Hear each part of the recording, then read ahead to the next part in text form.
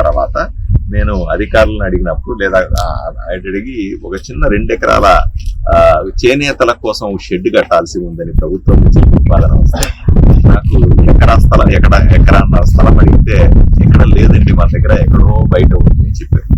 ఈరోజు మీ కళ్ళతో మీరు చూస్తా ఉన్నారు, ఊర్లోనే చుట్టుపక్కల హైవేల పక్కనే ఎంత పెద్ద పెద్ద స్థలాన్ని తిమింగలాలు ఆక్రమించుకొని కూర్చున్నాయనేది మీ కళ్ళతో చూస్తా ఉన్నాం. వీటన్నిటిని శుభ్రం చేయగలిగితే ఎందుకంటే నేను అడిగిన 1-2 ఎకరాలు కాదు, 100 ఎకరాలు దొరుకుతుందని నాకు నమ్మకం. అందువల్లే ప్రక్షాళన పెద్దలు చెప్పినట్టుగా శుభ్రం చేసే పని మొదలు పెట్టాం.